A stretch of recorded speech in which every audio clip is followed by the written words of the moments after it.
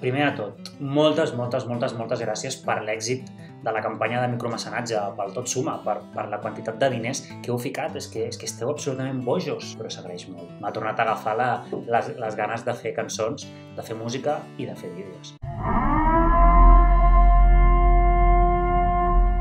Us vull explicar avui coses de mi que potser no sabíeu, coses que no ho diríeu mai, o sí que ho diríeu però no us ho esperàveu. Però ho farem seguint un joc. Jo us explicaré coses de mi, però una de les coses és mentida. Heu d'endevinar quina. I properament, en un futur vídeo, us diré quina és.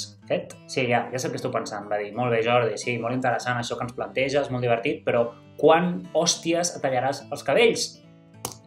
Teniu raó, això del confinament ha estat dur, però per sort avui en dia internet ens ofereix una sèrie d'apps, d'aplicacions i de programes que ens permeten fer de tot sense moure'ns de casa. Així que ara mateix entro a l'app, tallador de cabells professional per cantautors, l'activo, pago, 3 segons i funciona. 3, 2, 1... Fet! Navarri App. Que un cop polit i presentable per poder-vos fer aquest nou vídeo, comencem. Primera.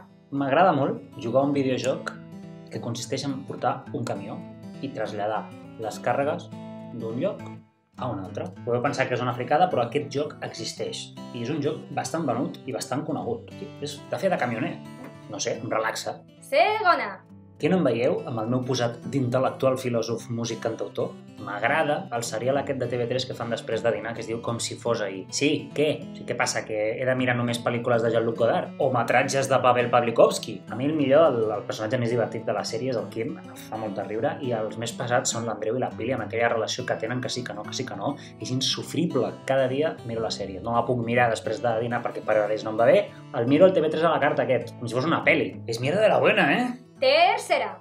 Soc molt fan de les novel·les policíaques de l'Agatha Christie, amb aquest rotllo així anys 50, amb l'Hercule Poirot, la novel·la negra, amb aquesta barreja de por, suspens, investigació, avançar la trama. De fet, l'estiu passat em vaig llegir en 7 dies 3 llibres. Clar, sí, deu pensar, a veure, el Jordi, així intel·lectual, es deu passar tot el dia llegint entre les tesis d'Abril de Lenin i els versos de Vicent Andrés Estellés. Però què passa? També m'agrada la literatura senzilla, comercial, el divertimento. Quarta. Aquí on em veieu escrivint cançons, que m'agrada la poesia, la literatura, jo vaig fer el batxillerat tecnològic. I vaig començar a fer la carrera d'arquitectura a la Politècnica, 2 cursos acabats. Perquè jo sempre he estat un apassionat de l'urbanisme, de les edificacions, de les ciutats, de com s'organitza una ciutat, com s'estructura una ciutat, i per tant les construccions com a centre inevitable d'aquest urbanisme. De fet, si seguiu les meves xarxes socials veureu que m'agrada molt compartir coses d'edificis, que m'agrada molt la ciutat. No és d'estranyar que el meu últim disc es digui Minsk, Praga, Budapest, i les ciutats i els edificis siguin molt importants en aquest disc. El que passa que la cosa no va anar gaire bé. Massa matemàtiques que em van agobiar molt. Era el moment en què jo començava a fer música i tenia el cap més per la música que per això. Total, que al final vaig acabar a magisteri. Cinquena. Sabeu on és Szeged? Jo tampoc no ho sabia fins que hi vaig fer un concert. Sí, amics, el meu primer concert a l'estranger va ser a Szeged. Szeged està a Hongria, però està al sud d'Hongria, tocant pràcticament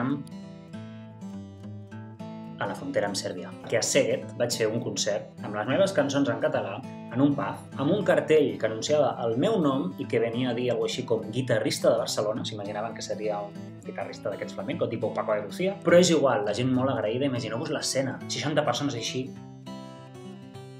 escoltant les meves cançons en català. Vaig haver de preparar-me algunes presentacions en anglès, imagineu-vos l'escena. També alguna paraula en hongarès, per exemple, en compte per dir gràcies deia "Kozonom", i la gent feia com gràcia que digués gràcies en el seu idioma. Una mica com els catalans, eh? No Budapest, no Praga, no París, Szeged. Szeged és com una capital de províncies. Així doncs, us he explicat 5 coses de mi que potser no sabíeu, i una de les quals és mentida. Deixeu als comentaris, escriviu quina creieu que és la que és mentida, i jo faré un proper vídeo on us explicaré millor cadascuna d'aquestes curiositats. I estaria molt bé també que als comentaris féssiu el mateix, digueu 3 coses vostres, una de les quals sigui mentida, i a veure si ho endevino. Fins ara. Esperàveu que em ficaria amb algú avui, no? Que m'enriuria d'algú. És que el Jordi... Ha perdut molt el Jordi. M'agradava més els primers vídeos. Sí, eren més autèntics.